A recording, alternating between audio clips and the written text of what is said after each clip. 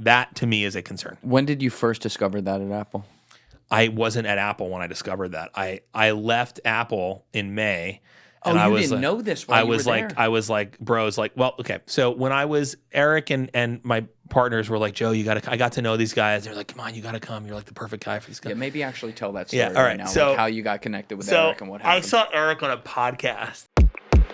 So how do we change a system where the fact of the matter is people have to go to convenience just to get their shit done during the day? I think the idea that you have to pick convenience or privacy is a false choice. Okay, why? Well, here I have a phone that runs all the normal apps that stops that third-party data tracking. So I live a normal life with a family and a very active job, and I'm constantly texting, taking pictures, using applications to do all kinds of normal things. And nobody sees it.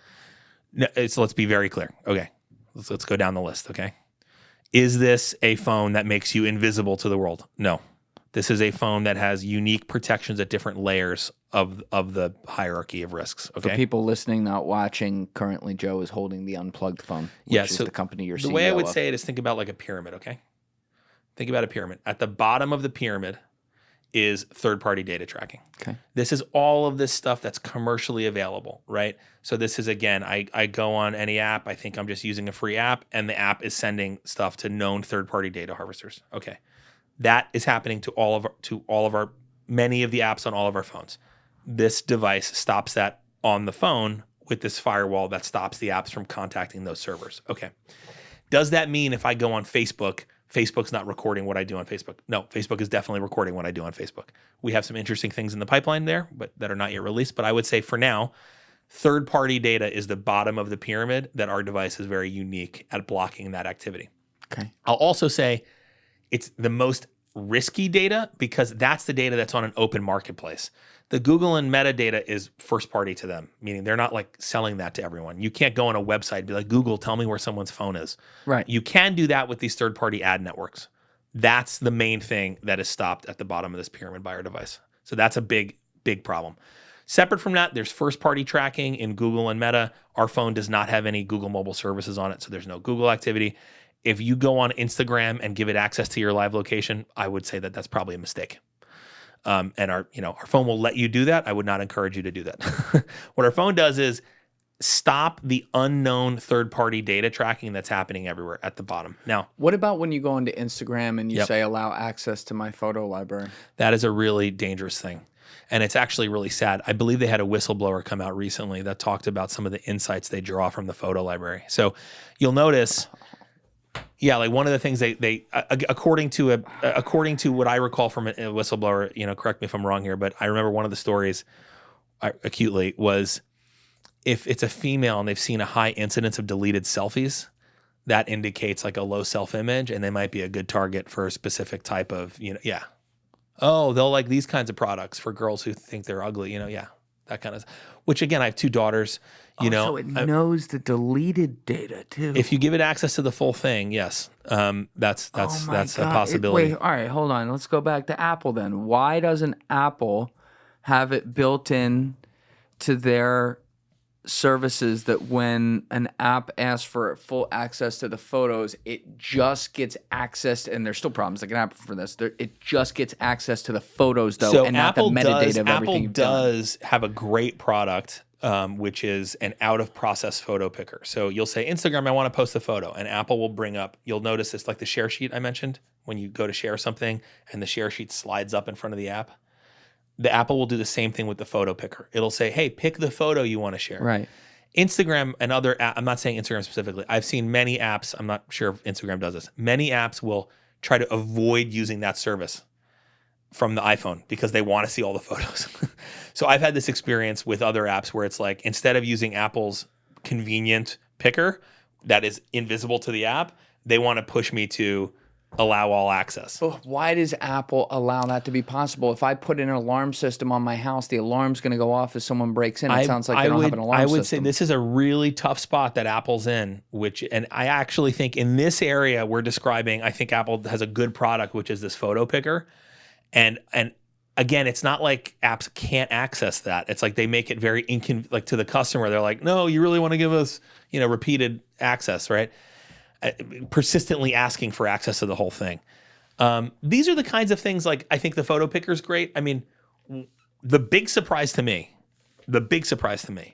is that I click Ask App Not to Track, and the app opens data sessions with third-party data harvesters that are known. Like, that to me is a concern. When did you first discover that at Apple? I wasn't at Apple when I discovered that. I left Apple in May. And Oh, I you was didn't like, know this while you were there. I was like, bros, like, well, okay. So when I was, Eric and my partners were like, Joe, I got to know these guys. They're like, come on, you got to come. You're like the perfect guy for these guys. Yeah, maybe actually tell that story Yeah, all right. now, So, like how you got connected with Eric and what happened. I saw Eric on a podcast, and I mentioned I'd had these concerns about civil liberties and phones and information and freedom of speech. And I see him give this pitch on a podcast, and I'm like, man, I'm so glad someone's coming up with a new platform. I think he's got the right ideas, that it should be privacy focused. Eric's someone I respect a lot. He's a very smart guy. And I would say he's not a consumer tech guy, right? That's not his vibe. Wouldn't have guessed. No. So I ended up reaching out to him and starting chatting, just being like, hey, listen, I'm doing this stuff for a long time. I'm at Apple. I think what you're doing is great, but I think the way you're describing the phones, like, it's not really exactly how it is. I think a lot of people perceive, for example, the phones are listening and Apple's making money off the phone, like, and that's just not real, right? So you reached out to Eric Prince and you said, buddy, I think you're wrong. Yes. You got some balls. Eric is a very, one great thing about Eric, I think, when you're a Navy SEAL who, like, knows how to handle himself in situations, he's just a very confident guy and can take information. He's not like, he was like, oh, wow, new information, tell me. So we got to know each other a little bit. And he was coming out to California. We met, and he was like, dude, and Ryan, who was the guy running the company before me, who has a security background like Eric, they were both like, this is your specialty. Like, you should do this. Like, here you are with the 6 kids on a farm, homeschooling, going to jiu-jitsu classes, like, Oh, you homeschool your kids? I hope we homeschool our daughters. Our daughters were hoping to homeschool. Got it. Okay. We did a couple of the boys during COVID, but the sort of meme was like, you're sort of more oriented towards this direction. You know what I mean? Okay. And one of the things that had me stuck was like, yeah, but how different is it really? And I got to know Iran, who's my partner now. He's in Israel. He's a cyber specialist. You have a partner named Iran who lives in Israel. Yes, Iran, Eran, yes. Okay. And he's the CTO. He's a very talented engineer, and he designed this software. And I was like, man, like, I really need you to prove it to me. I was like, because guys, I was like leaving it was a very hard situation to leave. I'll put it that way. With 6 kids, like, this is not like an easy decision, Yeah, you're at the biggest company in the world, very successful. It was a very nice situation. Yes. Everyone was very nice to me. And I was like, but I was like, you're right, you got to prove it to me. Like, I need to know, and he showed me something he did, which later, when I joined the company, we replicated with a cyber firm, where he showed me this sort of air-gapped test where he's watching the network traffic on the phones. And he showed me what the iPhone did. And I was like, but wait, you pushed Ask App Not to Track, right? And he's like, every time. And I was like, I don't believe you. Can you redo the test and do it a live stream? I need to watch the whole thing. And I needed to, like, see it. Like, so we recorded the video. Like, I couldn't believe it. But, like, it would hit Ask App Not to Track. The app would then, you'd start the app up, and then it would start opening these sessions with known addresses like dataharvester.net in, Honduras or wherever, all over the world. Like, so the app is opening these connections with these data harvesting servers all over the place, and the data is just going back and forth. And I couldn't believe it, but that was the final straw for me. Like, it was a very hard decision for me, but when I saw that, I was like, oh man, I felt like God was like, come on, bro, who's gonna do this?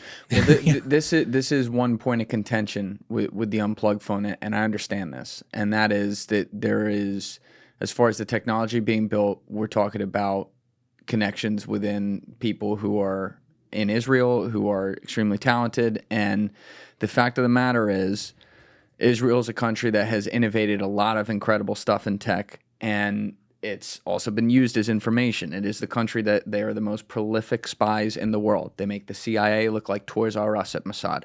These people are on a whole different level, and there is information, like I understand, like they have a job to do. They're trying to protect their interests as a country, but right now people are obviously very angry with them and actions they're taking in Gaza, so there's an extra, I guess, like emphasis on like, well, what are they doing with all this technology? So when people see, for example, that many of the major VPN companies are headquartered out of Israel, VPNs are supposed to stop tracking what your information is, yet in reality, there's people buying that, and it's probably going to a fucking server in Tel Aviv.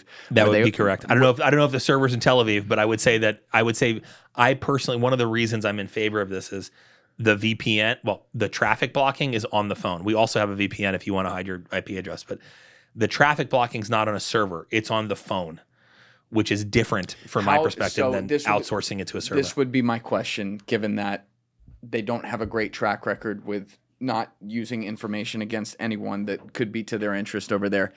How is this phone protected? Sorry to call out Iran here, but that's the person you just mentioned.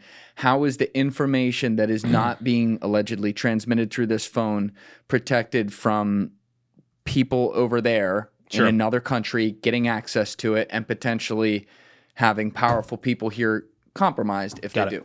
So I think there's a couple layers to this. Let's start with the first one.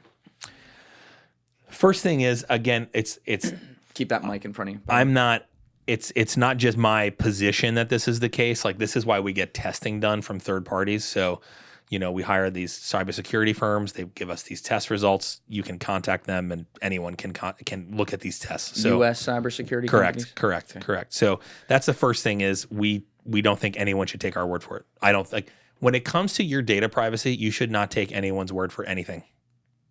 I would agree with I would encourage you to look at the test, which is published, and reproduce it yourself. Like everyone should have their own comfort level with these things. Can you give me the link to that, by the way? So yes, it's on our website. It's on the features page of our website, and go to the study. Let's write that down, Joe, so we put that in the description for people to check. But I would say, like, do the test yourself.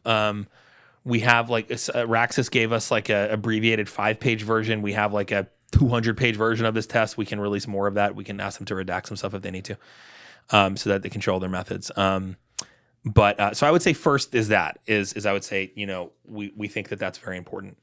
The other thing I would say, though, is that a lot of times, you know, our perception can be like from these, like, you know, movies from the 90s and the early 2000s about, you know, Sandra Bullock fighting the net or whatever, you know, and hackers and, you know, the nerdy neighbor who's staying up all night drinking Mountain Dew, hacking or whatever. Right. And I think for non-engineers who are not involved in this stuff, there can be this like barrier, and we can just sort of, almost like I was saying, imagining Apple from the outside versus the inside. When it comes to like data privacy, there's a similar thing where we can imagine, oh man, the phone is actually sending everything to a Mossad agent or whatever. I would just pause there and I would say, the intelligence agencies don't need to hack our phones because the apps on our phones have done that for them. Yeah. So this is the big thing I would say is that, like, you look at a guy like Mike Yeagley and others, right? They don't need to put Pegasus on people's phones because the apps are already spilling this data out already. Mike Yeagley was someone you and I talked about off camera, so you can just tell people. Sure. Mike Yeagley is the key subject of Byron Tao's book, Means of Control, which is an excellent book I would encourage everyone to check out. Byron Tao wrote this book. I believe it was published last year. And it really lifts the curtain on this sort of smartphone data surveillance complex that is behind all the ads we're seeing. So again, like I don't think many of us realize how big this industry is. It's, you know, just the advertising piece, let alone the data harvesting. The advertising piece is 5 or 6x what TV was at its peak, which was 10 years ago. Inflation adjusted. So it's like when we have this on our site too. When you compare these two industries, it's like, whoa, something else is happening here, and something else is happening, and it's not just more ads; it's more targeting of the ads. So. Thank you guys for checking out this clip. If you haven't already subscribed, please subscribe and hit the like button on this video. It is a huge, huge help. And if you'd like to check out this clip's full podcast episode, that link is in the description below or right here. And finally, you can follow me on Instagram and X by using the links in my description below.